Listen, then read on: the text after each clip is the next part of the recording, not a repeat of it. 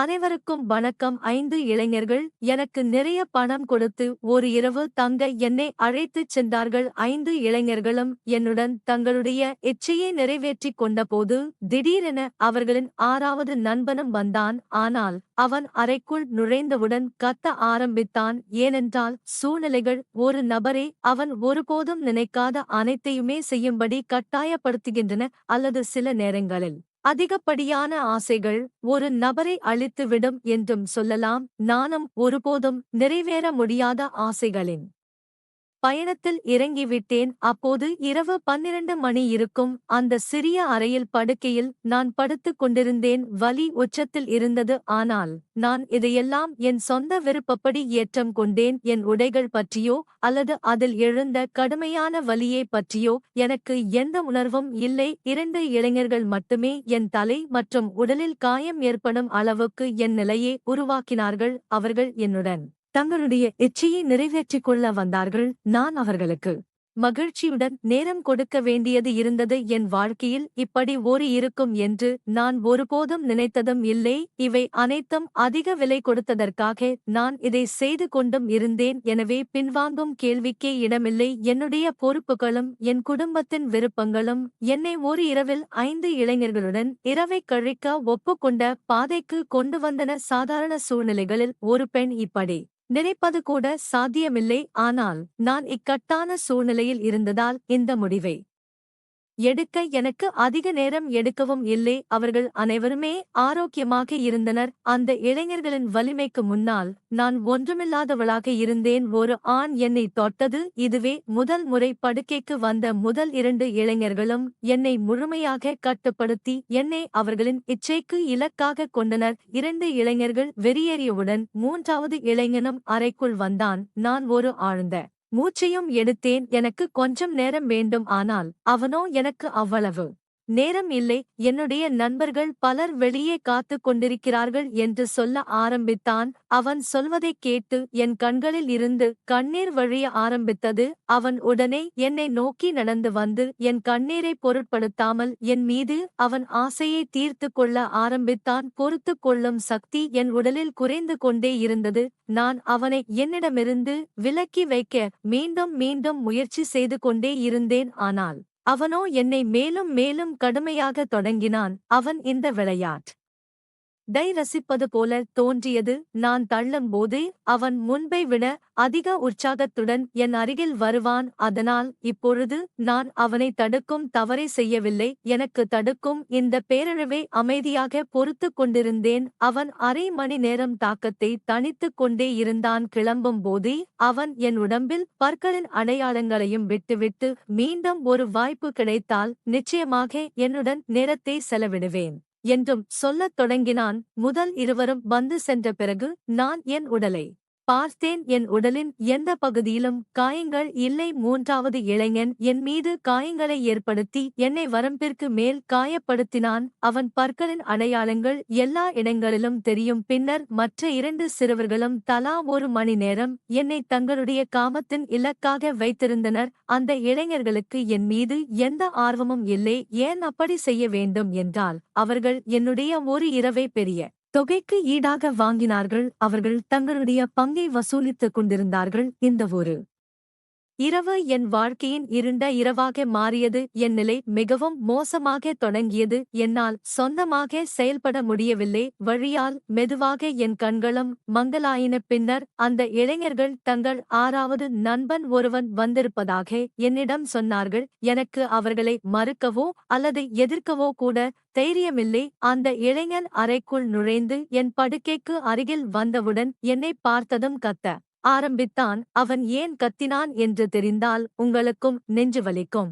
என்னுடைய பெயர் ட்விங்கிள். எனக்கு அப்போது 22 வயதுதான் ஆகியிருந்தது. நான் பட்டப்படிப்பை முடித்திருந்தேன். ஆனால் இன்றைய காலகட்டத்தில் பட்டப்படிப்பு என்பது ஒன்றுமே இல்லை. மக்கள் இன்னும் சாலைகளின் ஓரங்களில் தங்களுடைய பட்டங்களை கையில் ஏந்தி வாழ்கிறார்கள். வேலை தேடிச் சென்றபோது இதை நான் சரியாக உணர்ந்தேன். ஒவ்வொரு நிறுவனத்திற்கு முன்பும் தங்கள் வேலைக்காக காத்திருக்கும் இளைஞர்களின் பெரிய பெரிய வரிசையம் உள்ளது. இது போன்ற சூழ்நிலையில் என்னைப் போன்ற ஒரு பெண்ணுக்கு அனுபவமோ அல்லது பெரிய பட்டமோ இல்லாதபோது ஒருவேளை எப்படி கிடைக்கும்? ஆனால் வேலை தேடுவது எனக்கு மிகப்பெரிய சவாலாக மாறியது. ஏனென்றால் அப்பாவின் மரணம் எங்கள் நம்பிக்கையை உடைத்துவிட்டது. குடும்பத்தில் அப்பா மட்டுமே வருமானம் ஈட்டும் ஒரே நபர். நாங்கள் 3 சகோதரிகளுமே திருமணம் ஆகாதவர்கள். வீட்டில் இருந்தோம். என் மூத்த சகோதரி படிக்காதவர். அதனால்தான் சம்பாதிக்கும் பொறுப்பு அவருடைய தோள்களில் சுமத்தப்படாமல் என் தோள்களில் சுமத்தப்பட்டது. நான் வீட்டை விட்டு வெளியே வந்தபோது நான் அதிர்ச்சி அடைந்தேன். வெளியுலகம் மிகவும் எளிதானது என்று நினைத்தேன். ஆனால் இப்போது அப்பா எங்களுக்காக சம்பாதிக்க எவ்வளவு கடுமையாக உழைத்தார் என்பது எனக்கு புரிகிறது. எங்களுடைய ஆசைகளை நிறைவேற்றாததற்காக நான் எப்போதுமே அப்பா மீது கோபமாக இருந்தேன். என் கோபத்தில் அப்பாவின் முகம் எப்போதுமே வெறிப்போய் இருக்கும். அவர் என்னை மிகுந்த அன்புடன் அழைத்து, மகளே, கவலைப்படாதே, ஒரு நாள் உன் அதிர்ஷ்டமும் உயரும். ஆனால் அந்த நாள் வருவதை என்னால் பார்க்க முடியவில்லை என்றும் கூறுவார். பின்னர் அப்பா தூக்கத்தில் இறந்துவிட்டார். காலையில் அப்பா எங்களுடன் இல்லை என்பதை நாங்கள் உணர்ந்தபோது அப்பா எங்களுக்காக எவ்வளவு திரிக்கிறார் என்பதையும் நாங்கள் உணர்ந்தோம். அவர் எங்கள் குடும்பத்தில் இருந்தவரே. உலகின் தீய பார்வைகளையும் உணவு போன்ற அடிப்படை தேவைகளும் நாங்கள் இழக்கவில்லை.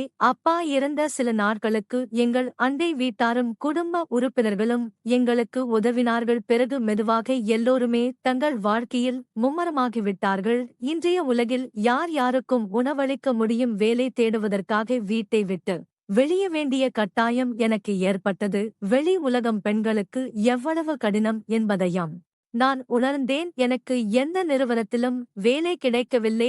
ஏற்கனவே ஆயிரக்கணக்கான இளைஞர்கள் ஒவ்வொரு நிறுவனத்திற்கும் வெளியே நின்று கொண்டிருந்தனர். நான் பள்ளிக்கு வேலைக்குச் சென்றேன். அரை நாள் மேல் வேலை செய்ததற்கு 6000 ரூபாய் மட்டுமே கிடைப்பதைக் கண்டதும் என் நிலை மோசமடைந்தது.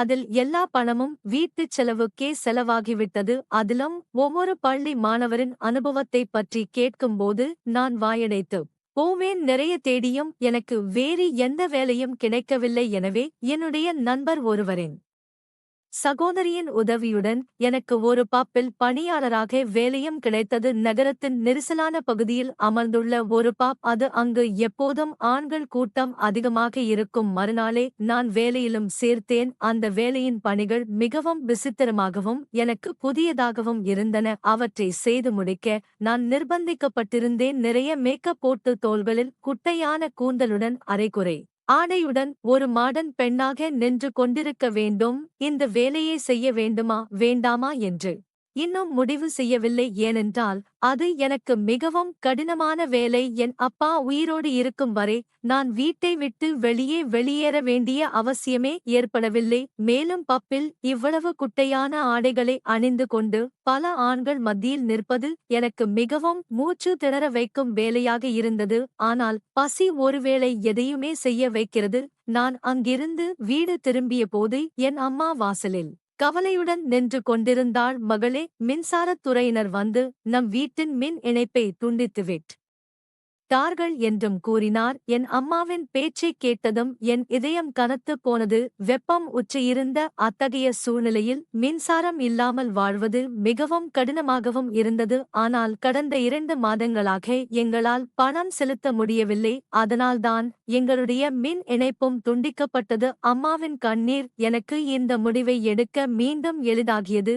நான் என் அம்மாவை கட்டிப்பிடித்து எனக்கு ஒரு நல்ல இடத்தில் வேலை கிடைத்துவிட்டது என்றும் நாளை முதல் நான் வேலைக்கு செல்ல வேண்டும் என்றும் சொன்னேன். அம்மா என் தலையில் கை வைத்து, இப்போது நீதான் எனக்கு இருக்கும் ஒரே ஆதரவு. உன் 2 சகோதரிகளும் நீதான் திருமணம் செய்து வைக்க வேண்டும் என்றும் சொன்னாள். அம்மா என் தோள்களில் ஒரு பெரிய பொறுப்பை சுமத்தியிருந்தாள். இந்த பொறுப்பை எப்படி நிறைவேற்றுவது என்று யோசித்துக் கொண்டும் இருந்தேன். ஆனால் இந்த கடமையை நான் தான் நிறைவேற்ற வேண்டியது இருந்தது. எனக்கு எங்கே வேலை கிடைத்திருக்கிறது என்று அம்மா கேட்டுக்கொண்டும் இருந்தாள். ஆனால் எனக்கு எங்கு வேலை கிடைத்திருந்துச்சுன்னு நான் அம்மா கிட்ட சொல்ல விரும்பல. அதனால நான் என் அம்மா கிட்ட ஒரு கம்பெனில நல்ல வேலை கிடைச்சிருக்குன்னு சொன்னேன். என்னோட வேலை நேரம் மதியம் 3 மணியிலிருந்து இரவு 11 மணி வரைன்னு சொன்னேன். இதை நான் ரொம்ப கஷ்டப்பட்டு அம்மா கிட்ட சொன்னேன். என் வேலை நேரம் தெரிஞ்சுகிட்ட அவங்க இது எந்த கம்பெனின்னு ஆச்சரியமாக பார்க்க ஆரம்பிச்சாங்க. இது 24 மணி நேரமும் எங்கும் ஒரு பன்னாட்டு நிறுவனம் என்று நான் என் அம்மாவிடம் போய் சொன்னேன். அந்த நேரத்தில் எங்களுக்கு பணம் மிகவும் தேவைப்பட்டதால் மேலும் கேள்விகள் கேட்பதற்கு பதிலாக அம்மா என்னை முன்னேற்றத்திற்காக ஆசீர்வதித்தாள். மறுநாள் மதியம் 2 மணிக்கு நான் வீட்டிலிருந்து பப்புக்கு கிளம்பினேன். என் விதி என்னை இங்கிருந்து எங்கோ அழைத்துச் செல்லும் என்று எனக்கே தெரியவில்லை. பப்புக்கு வந்த பிறகு நான் என் உடைகளை மாற்றியும் கொண்டேன். மேலாளர் என்னை பப்பின் வாசலில் நிற்க வைத்து, இன்று உன்னுடைய முதல் நாள், அதனால் நீ அனைவரையுமே மரியாதையுடன் வரவேற்க வேண்டும் என கூற ஆரம்பித்தார். மேலும் கோபமாக, நீ ஏன் இவ்வளவு சோர்வான முகத்துடன் வந்துள்ளாய், முதலில் நீ மேக்கப் செய்ய வேண்டும் என்றும் கூறினார். மேனேஜரின் பேச்சைக் கேட்ட பிறகு எனக்கு வெட்கமாக இருந்தது. ஏனென்றால் நான் மேக்கப் எதுவும் இல்லாமல் இருந்தேன். அங்கிருந்த இன்னொரு பெண்தான் மேக்கப் கிட்டை எடுத்து எனக்கு ஒரு ஆழமான சிவப்பு நிறத்தை கொடுத்தாள். அவள் என் முகத்தில் வேகமாக மேக்கப் போடவும் ஆரம்பித்தாள். அதன் பிறகு நான் கண்ணாடியில் என்னை பார்த்தபோது நான் ஆச்சரியப்பட்டேன். நான் மிகவும் அழகாக இருந்தேன். நான் ஏற்கனவே நல்ல நிறமாகவும் மிகவும் அழகாகவும் இருப்பேன் என்பது எனக்கு தெரியும். ஆனால் சிறிது மேக்கப்பிற்கு பிறகு நான் முற்றிலும் பளபளப்பாக இருந்தேன். நான் கண்ணாடியில் என்னை பார்த்து கொண்டிருந்தபோது அந்த பெண், உன் அழகை பார்த்த பிறகுதான் இந்த மக்கள் உன்னை இங்கே வைத்திருக்கிறார்கள், இல்லை என்றால் வேலை செய்ய நிறைய பேர் இருக்கிறார்கள் என்று சொல்லவும் ஆரம்பித்தாள். எனக்கு இந்த வேலை கிடைத்தது என் திறமையால் அல்ல, என் அழகால் என்று எனக்கு தெரிந்தது. வேலையின் இந்த முதல் நாள் எனக்கு மிகவும் கடினமாக இருந்தது. நான் மதியம் 3 மணியிலிருந்து வாசலில் நின்று கொண்டு இங்கு வரும் ஆண்களையும் பெண்களையும் வரவேற்றுக் கொண்டிருந்தேன். பெண்களின் எண்ணிக்கை குறைவாக இருந்தது. பெரும்பாலும் ஆண்கள்தான் அதிகமாக வந்து கொண்டிருந்தார்கள். இரவு முடியும் போது என் கால்கள் மிகவும் வலித்தன. நான் வீட்டிற்கு கிளம்ப புறப்பட்டேன். நள்ளிரவு 12 மணி அளவில் வீட்டையும் அடைந்தேன். அம்மா எனக்காக விழித்திருந்து காத்திருந்தாள். நான் அம்மாவுடன் அமர்ந்து இரவு உணவு சாப்பிட்டுவிட்டு உடனடியாக படுக்கையில் படுத்துக் கொண்டேன். அந்த நேரத்தில் நான் என் அப்பாவை ரொம்ப மிஸ் பண்ணினேன். அப்பா என் கோபத்தை ரொம்பவே பொறுத்துக்கிட்டார். ஆனால் நான் எப்பவும் ஏதாவது ஒரு விஷயத்துல அவர் மேல கோபத்துலதான் இருப்பேன். கால் வழியில இருந்தும் எப்ப தூங்குனேன்னு எனக்கே தெரியல. மறுநாள் மதியம் 2 மணி வாக்குல வீட்டிலிருந்து கிளம்பி 3 மணிக்கு வேலை செய்யும் இடத்தை அடைந்தேன். இன்று என்னை வரவேற்பு அறையில் நிற்க வைக்கவில்லை, மாறாக ஆர்டர் எடுக்கும் வேலை எனக்கு கொடுக்கப்பட்டது. இந்த வேலை எனக்கு கொஞ்சம் எளிதாகவும் தோன்றியது. ஆனால் சிறிது நேரத்திற்குப் பிறகு இந்த வேலை அவ்வளவு எளிதானது அல்ல என்பதையும் நான் உணர்ந்தேன். ஆர்டர் எடுக்க நான் யாரிடம் சென்றாலும் அவர்களின் பெரும்பாலான ஆண்கள் என்னை தலைமுதல் கால் வரை பார்த்து சிரிப்பார்கள். பதிலுக்கு நானும் சிரிக்க வேண்டும் இருந்தது. ஏனென்றால் அது என் வேலையின் விதி. அவர்கள் வேண்டுமென்றே ஆர்டர்கள் கொடுக்க நிறைய நேரம் எடுத்துக் கொள்வார்கள். சில சமயங்களில் நான் ஆர்டர் எடுக்கும்போது மிக அருகில் வந்து கிசுகிசுப்பார்கள். அப்போது என் மூச்சு நின்றுவிடும். இந்த பப் என்னை போன்ற பணியாளர்களால் மட்டுமே இயங்குகிறது. இங்கு வரும் பெரும்பாலான ஆண்கள் பெண்களுக்காகத்தான் வருகிறார்கள் என்பதை இப்போது நான் நன்றாகவே உணர்ந்தேன். நாட்கள் வேகமாக கடந்து கொண்டிருந்தன. நான் இங்கு வேலை செய்யத் தொடங்கி 1 மாதம் ஆகிவிட்டது. இந்த 1 மாதத்தில் நிறைய விஷயங்கள் நடந்தன. இரட்டை அர்த்த வார்த்தைகளை பரிமாறிக்கொள்வது மற்றும் ஆர்டர்கள் கொடுப்பது என்ற சாக்கில் அருகில் வரும் ஆண்களின் விசித்திரமான தோற்றங்கள், அது எனக்கு மிகவும் விசித்திரமாக இருந்தது. ஆனால் வேலையின் சிறப்பம்சம் என்னவென்றால் சம்பளத்தைத் தவிர 1 மாதத்தில் டிப்ஸாக நிறைய பணம் சேகரித்தேன். அந்த பணத்தைக் கொண்டு நான் மின்சார கட்டணத்தையும் செலுத்தினேன். மெதுவாக நான் பப்பின் சூழ்நிலைக்கு பழகியும் கொண்டிருந்தேன். ஒவ்வொரு இரவும் ஒரு அறையின் மூலையில் உள்ள மேஜையில் 5 இளைஞர்கள் அமர்ந்திருப்பார்கள். நான் அவரிடம் ஆர்டர் எடுக்கச் செல்லும்போது அவர்கள் என்னை கூர்ந்து பார்ப்பார்கள். அவர்களில் 5 பேருமே 25 வயதுடைய இளைஞர்கள்தான். இன்றும் நான் ஆர்டர் எடுக்க அவரிடம் சென்றபோது அவர்களில் ஒருவன், நீ இங்கே கட்டாயத்தின் பெயரில் வேலை செய்கிறாய் இல்லையா என்று கேட்டான். நான் ஆம் என்றேன். அவன் உடனடியாக தனது விசிட்டிங் கார்டை எடுத்து என் முன் வைத்து, நீ மிகவும் ஒழுக்கமான பெண் போல இருக்கிறாய். உனக்கு எப்போதாவது ஏதாவது உதவி தேவைப்பட்டால் இதை நீ நினைவில் கொள் என்று கூறத் தொடங்கினான். யோசிக்காமல் நான் அந்த அட்டையை எடுத்து என் பாக்கெட்டிலும் வைத்தேன். அவனும் சிரித்தான். அதன் பிறகு இந்த போக்கு தொடங்கியது. தினமும் நான் அவங்ககிட்ட ஆர்டர் எடுக்க போகும்போது அவங்க 5 பேருமே ஏதாவது ஒருவேளை கேள்வி கேட்பாங்க. இந்த தினசரி சந்திப்புனால நாங்க கொஞ்சம் நட்பாக பழக ஆரம்பிச்சோம். 2வது மாசமும் ஒரு கண்ணிமைக்கும் நேரத்துல கடந்து போச்சு. அப்புறம் ஒரு நாள் அம்மா உங்க அக்காவுக்கு ரொம்ப நல்ல இடத்திலிருந்து திருமண மரம் நடந்திருக்கு. அவங்க கிரமே கல்யாணம் பண்ணிக்க விரும்புறாங்கன்னு சொன்னாங்க. அம்மா சொன்னதை கேட்டதுமே எனக்கு கவலையா இருந்துச்சு. ஏன்னா இப்போ வீட்டு செலவுகளை மட்டும்தான் என் தோளில் சுமந்தேன். கல்யாண பொறுப்பை பத்தி யோசிக்கவே என்னால முடியல. அம்மா சொல்ல ஆரம்பிச்சாங்க, நீ உன் கம்பெனில கடன் வாங்கு. அது ரொம்ப பெரிய கம்பெனி தானே. 1,00,000 ரூபாய் கடன் வாங்கினா உன் அக்காவோட கல்யாணத்தை நல்லபடியா முடிச்சிடலாம்னு சொன்னாங்க. என் அக்காவுக்கு 25 வயசு ஆகுது. அம்மா அவளை பத்தி ரொம்ப கவலையா இருந்தாங்க. இப்ப நான் பப்புல ஒரு எளிய வேலை செய்து கொண்டிருக்கிறேன் என்று அம்மாவிடம் எப்படி சொல்ல முடியும்? எங்கிருந்து லட்சக்கணக்கான ரூபாய் கிடைக்கும்? அம்மா சொல்வதைக் கேட்டு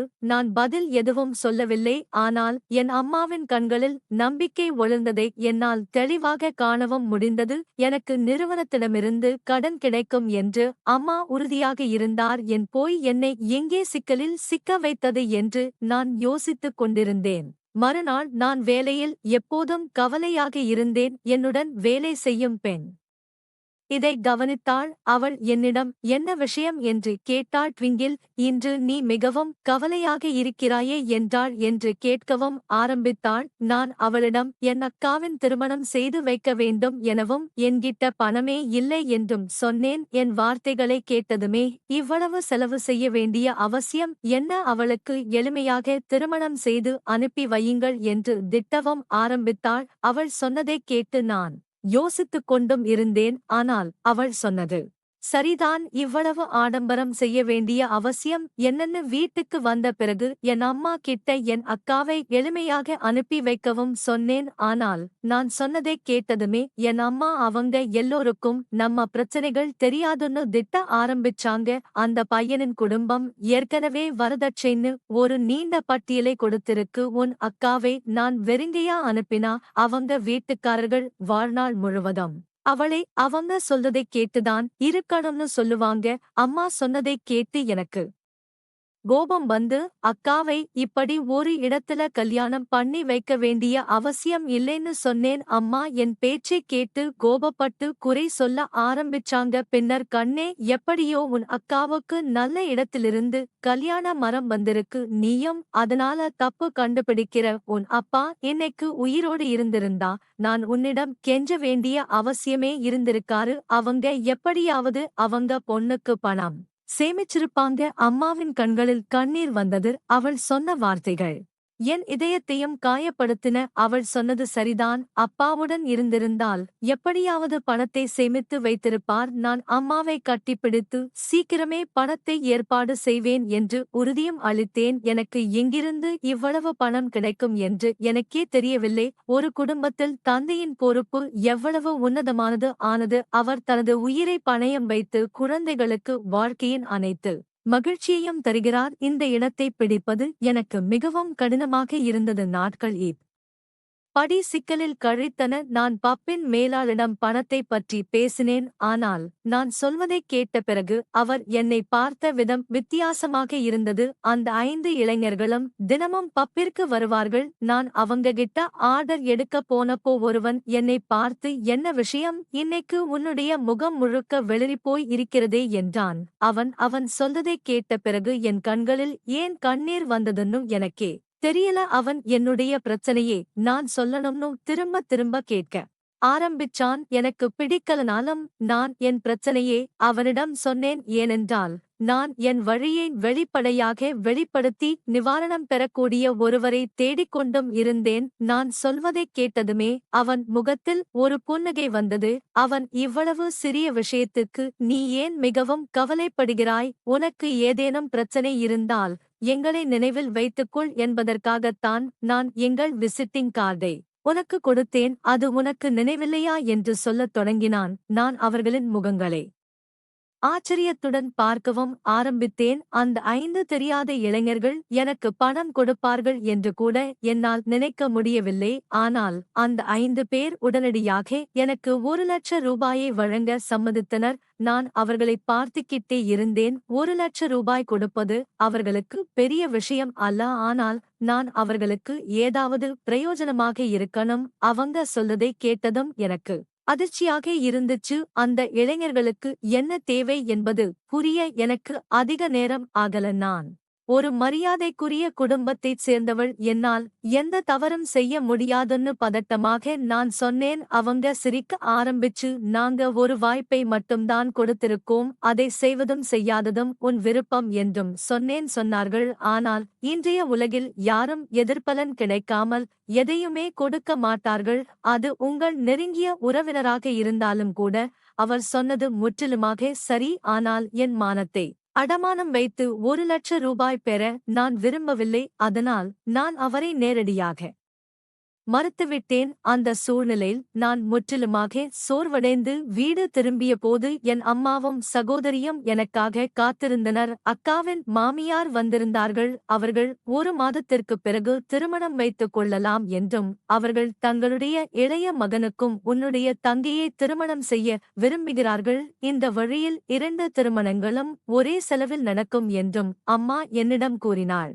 என்னுடைய தங்கையின் திருமணத்தைப் பற்றி கேள்விப்பட்டு நான் மகிழ்ச்சி அடைந்தாலும் 1 மாத காலத்தைப் பற்றி கேள்விப்பட்டு நான் பயந்தேன். பண ஏற்பாடு எதுவுமே செய்ய முடியவில்லை. என் அம்மா என்னை மிகவும் நம்பிக்கையுடன் வைத்திருந்தாள். நான் என் அக்காவின் முகத்தைப் பார்த்தேன். நீண்ட காலத்திற்கு பிறகு மகிழ்ச்சியின் பிரகாசம் தெரிந்தது. அக்காவின் மாமியார் குடும்பத்தினரையும் சந்தித்தேன். அவங்க உண்மையிலேயே ரொம்ப நல்லவங்க. ஆனா இன்றைய உலகத்துல வரதட்சணை இல்லாம எளிமையா மணப்பெண்ணை அனுப்பி வைக்கிறவங்க யாரு? அவங்களும் அதே சமூகம்தான். அதே சமூகத்தில் தானே வாழ்ந்தாங்க. என் சகோதரிகளோட சந்தோஷம் எப்பவும் நிலை திருக்கணும்னு நான் ஆசைப்பட்டேன். கல்யாண தேதியை நிச்சயித்ததும் பணம் ஏற்பாடு செய்யப்படும்னு அம்மா கிட்ட சொன்னேன். என் வார்த்தைகளை கேட்டதும் வீட்டில் மகிழ்ச்சி அலை வீசியது. ஆனால் இந்த மகிழ்ச்சி என் மரியாதையை கெடுப்பதற்கு ஈடாக இருக்கப் போகிறது என்பதை அவர்கள் அறிந்திருக்கவில்லை. மறுநாள் நான் அந்த 5 இளைஞர்களுக்கும் சம்மதித்தேன். அவங்க சிரிச்சிட்டு, நீ கண்டிப்பா வருவேன்னு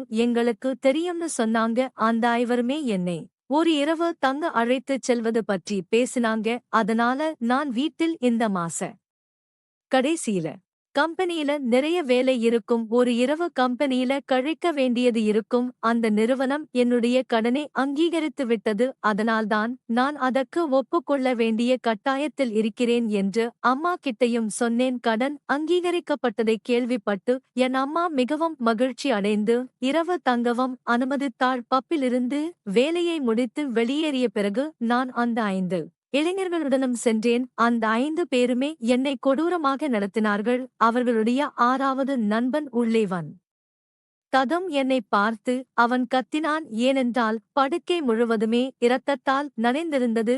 நான் என் வாழ்க்கையின் கடைசி மூச்சை எடுத்துக் கொண்டிருந்தேன். அவன் உடனடியாக என்னை தன் கைகளில் தூக்கிக் கொண்டு காரில் ஏற்றி ஒரு சிறிய மருத்துவமனைக்கு அழைத்துச் சென்றான். அங்கு பல மணி நேரம் ஐசியூவில் இருந்த பிறகு என் உடல்நிலை கொஞ்சம் மேம்பட்டது. ஆனால் என் காயமடைந்த உடல்கள் என் அழிவுக்கு ஒரு சான்றாக இருந்தது. அந்த இளைஞன் அந்த 5 பேரின் நண்பன். ஆனால் அவனிடம் இன்னும் கொஞ்சம் மனிதாபிமானம் இருந்தது. அவன் என்னில் அன்பையும் கண்டான். இல்லை என்றால் நான் அந்த படுக்கையில் இருந்திருப்பேன். நான் என் அம்மாவுக்கு போன் செய்து வேலை இன்னும் முடியவில்லை, நான் இன்னும் நிறுவனத்திலிருந்து வெளியேறவில்லை என்றும் சொன்னேன். அந்த பையன் மருத்துவமனை செலவுகளையும் தானே ஏற்றுக்கொண்டு தன் நண்பர்களிடமிருந்து 1,00,000 ரூபாய் பணத்தையும் வாங்கி எனக்கு கொடுத்தான். அந்த 5 பேருமே மிகவும் பணக்கார தொழிலதிபர்களின் மகன்கள். அவர்கள் விரும்பினால் என் வாழ்க்கையை அழிக்காமல் எனக்கு உதவி செய்திருக்க முடியும். நான் குணமடைந்த பிறகு மருத்துவமனையிலிருந்து டிஸ்சார்ஜ் செய்யப்பட்டேன். பணமும் எனக்கு கொடுக்கப்பட்டது. ஆனால் இப்பொழுது எதுவும் முன்பு போல் இல்லை. அந்த 6வது இளைஞன் தனது தொழிற்சாலையில் எனக்கு வேலை வாங்கியும் கொடுத்தான். மேலும் நான் அங்கு மரியாதையுடன் வேலை செய்ய முடியும் என்றும் உறுதி அளித்தான். இன்று என் 2 சகோதரிகளுக்கும் திருமணமும் நடந்தது. நான் அந்த இளைஞனின் தொழிற்சாலையில் வேலை செய்து கொண்டிருந்தேன். இன்றைய உலகில் எந்த காரணமும் இல்லாமல் உதவி செய்பவர்களின் எண்ணிக்கை கிட்டத்தட்ட மிகவும் குறைவு. என்பதையும் நான் நன்றாக அறிந்திருந்தேன். வேலை செய்யும் பெண்களை மரியாதையுடன் பாருங்கள், ஏனென்றால் அவர்கள் மிகவும் உதவியற்ற சூழ்நிலைகளில்தான் தங்கள் வீட்டை விட்டு வெளியேறுகிறார்கள். அவர்கள் இறுக்கமான குட்டையான ஆடைகளை அணிந்து பப் வாசல் நின்றால் கூட அவர்களுக்கு கொஞ்சம் மரியாதையை கொடுங்கள்.